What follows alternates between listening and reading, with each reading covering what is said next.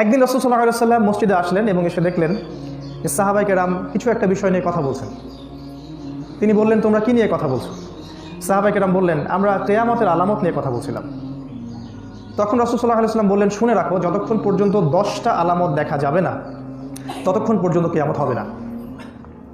এতক্ষণ আমি যে সাইনগুলোর কথা বললাম এগুলো তো সব দেখাই যাচ্ছে, কিন্তু রাসূল সাল্লাল্লাহু আলাইহি ওয়াসাল্লাম মেজর বা 10টা বড় বড় সাইনের কথা বলেন, আলামাতুল কুবরা যেটাকে বলা হয়, বড় বড় সাইন বা নিদর্শন, এগুলো না দেখা পর্যন্ত কিয়ামত হবে না। নাম্বার 1 দাজ্জাল, নাম্বার 2 ইয়াজুজ এবং মাজুজ, নাম্বার 3 ঈসা আলাইহিস সালামের প্রত্যাবর্তন পৃথিবীতে, নাম্বার 4 দাব্বাতুল আরদ, জমিন থেকে কিছু প্রাণী বের হবে যেগুলো মানুষের সাথে কথাও বলবে, নাম্বার 5 পশ্চিম দিক থেকে সূর্যোদয়, নাম্বার 6, 7 এবং 8, এই তিনটা হচ্ছে বড় বড় তিনটা ভূমিকম্প। একটা পৃথিবীর পূর্ব দিকে মানে আমাদের দিকে, Bangladesh, Pakistan, India, Malaysia, Myanmar, Indonesia, এই কন্টিনেন্টে। আরেকটা পৃথিবীর পশ্চিম দিকে, France, Italy, Germany, Britain, America, এই সাইডে। আরেকটা হচ্ছে জাজিরাতুল আরব, আমাদের সৌদি আরব, কুয়েত, কাতার, লিবিয়া, জর্ডান, এই জায়গায়।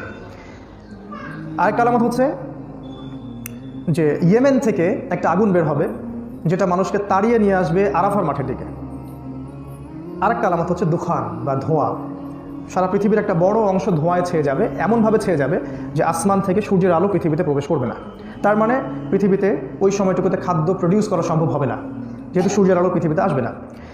এই 10টা মেজর সাইন তিনি বললেন, এগুলোকে আসলে সিকোয়েন্স অনুযায়ী তিনি বলেননি, মানে একটার পর একটা হবে, একটার পর একটা হবে, এইভাবে বলেননি। এটা 4 নাম্বারটা 1 নম্বরে হতে পারে, 1 নম্বরটা 4 নম্বরে হতে পারে, কিন্তু এই 10টা হচ্ছে বড় বড় আলামাতুল কুবরা, যেগুলো না দেখা পর্যন্ত কিয়ামত হবে না বলে রাসূল সাল্লাল্লাহু আলাইহি ওয়াসাল্লাম বলেছেন। তার মধ্যে প্রথম যে মেজর কুবরা সাইন সেটা হলো দাজ্জাল। আজকে যে টপিক, এর সাথে দাজ্জালের একটা সম্পর্ক আছে। আজকে আমরা অন্য 9টা টপিক নিয়ে আর কথা বলার সময় পাবো না। দাজ্জাল হচ্ছে এই আখিরুজ্জামানের সবচেয়ে বড় সাইন। যারা ইহুদি তারা বিশ্বাস করে তাদের একজন মাসিহ আসবে, যে মাসিহ যখন আসবে তখন তারা জেরুজালেম থেকে সারা বিশ্ব শাসন করবে, ঠিক যেমন তারা দাউদ এবং সুলাইমান আলাইহিস সালামের সময় করত। এটা ওদের তাওরাতে লেখা আছে, অথবা কেউ লিখে দিয়েছে। আর তাওরাতকে চেঞ্জ করে তারা একটা বই লিখেছে, তার নাম তালমুদ।